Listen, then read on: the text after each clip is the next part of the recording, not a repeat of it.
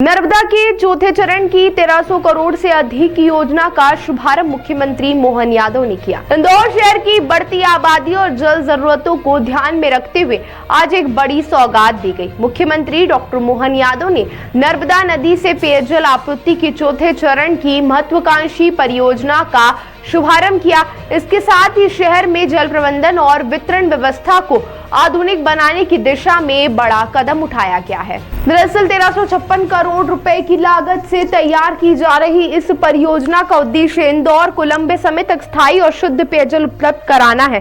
परियोजना के तहत नई पाइपलाइन बिछाने, जल शोधन संयंत्र स्थापित करने और वितरण नेटवर्क को मजबूत करने का काम किया जाएगा। शहर के विभिन्न हिस्सों में नई टंकियों का निर्माण और पुरानी टंकियों का उन्नयन भी किया जाएगा, जिससे पानी का भंडारण और सप्लाई बेहतर हो सके।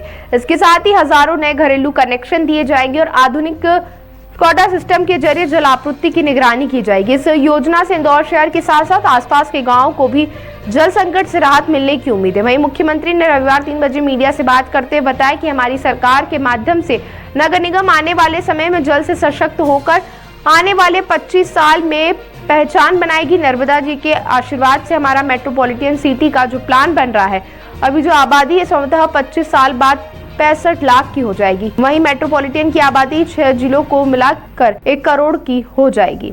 आज मां नर्मदा की नगरी में, मां अहिल्या की नगरी में मां नर्मदा जी ने आशीर्वाद देकर के हमारी सरकार के माध्यम से नगर निगम हमारी स्थानीय स्तर पर आने वाले 25 साल तक जल से सरसब्ज होकर के क्षेत्र के लिए एक अलग पहचान बनाएगी।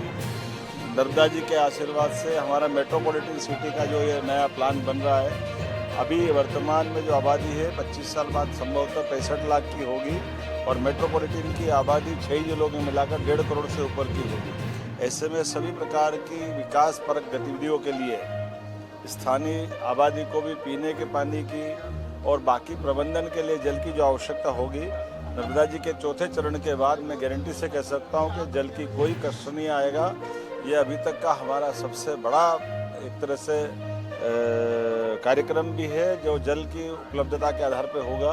ये क्षेत्र के लिए आर्थिक रूप से समृद्धि का नया एक रिकॉर्ड बनेगा।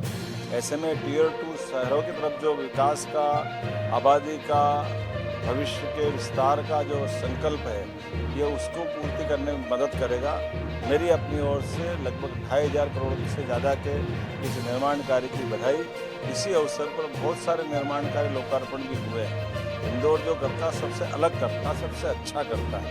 मैं महापौर जी को, स्थानीय शासन मंत्री कैलाश विजयवर्गीय जी को, जल शक्ति मंत्री माननीय तुलसीराम सिलावट जी को, सांसद श्रीमान शंकर ललवानी जी को, हमारे सभी विधायक गणों को, पूरी पार्टी को, सभी नगरवासियों को, सबको बधाई देता हूं।